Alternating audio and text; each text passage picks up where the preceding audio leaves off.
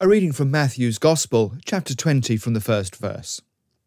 Jesus said, "For the kingdom of heaven is like a master of a house, who went out early in the morning to hire labourers for his vineyard. After agreeing with the labourers for a denarius a day, he sent them into his vineyard.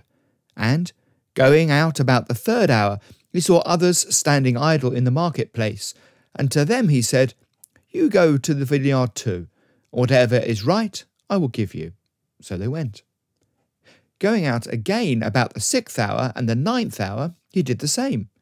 And about the 11th hour, he went out and found others standing. And he said to them, 'Why do you stand here idle all day?'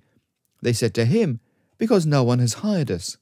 He said to them, 'You go into the vineyard too.' And when evening came, the owner of the vineyard said to his foreman, 'Call the labourers and pay them from their wages, beginning with the last up to the first.' And when those hired about the 11th hour came, each of them received a denarius. Now when those hired first came, they thought that they would receive more, but each of them also received a denarius. And on receiving it, they grumbled at the master of the house, saying, 'These last worked only 1 hour, and you've made them equal to us who have borne the burden of the day and the scorching heat.' But he replied to one of them, 'Friend, I am doing you no wrong. Did you not agree with me for a denarius? Take what belongs to you and go. I choose to give to this last worker as I gave to you. Am I not allowed to do what I choose with what belongs to me? Or do you begrudge my generosity?' So the last will be first, and the first last." You can have some sympathy with those first workers who went into the vineyard. They'd agreed their wage, a denarius was about a day's wage, so that was fine. They'd agreed that day's wage, and they'd gone into work, and they'd slogged all day. They slogged all day and through the hottest part of the day as well. And then when they get to the end of the day and they're paid, you can understand why they were upset that somebody who'd worked only the last hour, and that's the coolest part of the day as well, you can understand why they were upset that 1 hour worker received the same as they did who'd worked throughout the entire day. They were cross because they'd assumed that if, somebody who'd worked for 1 hour had received a denarius, perhaps their pay would have been boosted up a bit.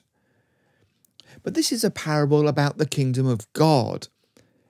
And we have to understand that the economics of the kingdom of God are somewhat different. You see, we need to think of this as a kingdom. And we need to think of this, therefore, as being citizens of a kingdom. And when you're a citizen, it doesn't really matter when you begin. You're a citizen in the same way. Let me explain what I mean. I am, by rights, an Irish citizen. I can apply for an Irish passport, and when I receive that Irish passport, I become a full Irish citizen. I have the same rights as any other Irish citizen. I was born in Dagenham, but I'd have exactly the same rights as somebody who was born in Dublin. That doesn't matter. I've never lived in Ireland, but I would have the same rights as somebody who's been in Ireland all through their lives. That doesn't matter. I've paid no tax to the Irish government because I've been living in England, but I have the same rights as somebody who's been paying taxes their entire life to the Irish government. It doesn't matter if I've only just received my passport or whether I've had it from birth. I receive the same rights. And so it is with the kingdom of God. It doesn't really matter when you enter the kingdom of God. You can enter on the first day, the first hour, or you can enter at the very end of your life. The point is, are you a citizen of the kingdom of God or not? The point is not when you came in, but are you in? That's the issue.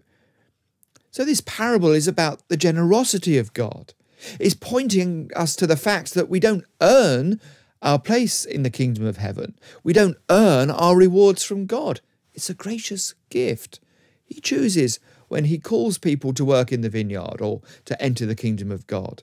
He determines what they receive, and we all receive the same. This is the bounty and the generosity of God. So the question isn't, what good deeds have you done, or how long have you been in church, or whatever else it may be. The question is simply this: are you in the kingdom or are you not?